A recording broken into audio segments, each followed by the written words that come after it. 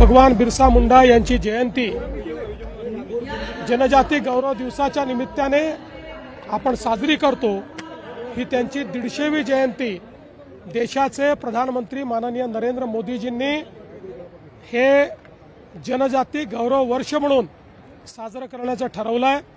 त्या निमित्ताने धरती आबासारखी योजना 75,000 कोटी रुपये आदिवासी विकासाकरता त्यांनी दिले आहेत आणि त्याचाच एक मोठा कार्यक्रम की ज्यामध्ये आदिवासी संस्कृती, परंपरा, इतिहास या सगळ्यांचं दर्शन घडेल असा आपल्या आदिवासी विकास मंत्रालयाच्या वतीनं नागपूरमध्ये आयोजित करण्यात आलेला आहे।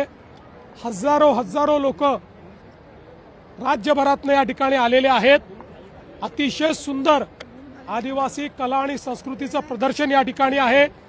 3 दिवस चर्चा आणि मंथन आहे आणि मला असं वाटतं की खऱ्या अर्थानं या ठिकाणी क्रांतीसूर्य भगवान बिरसा मुंडा यांना एक प्रकारे आदरांजली वाहण्याचा प्रयत्न या कार्यक्रमाच्या माध्यमातून महाराष्ट्र सरकार करते। जशी लाडकी बहीण महाराष्ट्रात होती तसंच बिहारमध्ये झालं, त्यावर शरद पवारांनी टीका केली की पैसे वाटून निवडणुका होत असेल तर निवडणूक आयोगाने विचार करावा याचा। असं आहे, जो जीता वही सिकंदर। हारल्यानंतर, पराभव झाल्यानंतर पराभव स्वीकारता आला पाहिजे। मोकळ्या मनानं आपल्या चुका कबूल केल्या पाहिजेत। आत्मपरीक्षण केलं पाहिजे, पण आत्मपरीक्षण करणं हे आमच्या विरोधी पक्षाला मान्य नाही। खऱ्या अर्थानं या ठिकाणी वेगवेगळ्या प्रकारच्या ज्या काही योजना आहेत या योजना करण्याची संधी सगळ्यांनाच होती। त्यांची सरकार होती तेव्हा त्यांनाही होती, त्यांनी केल्या नाहीत।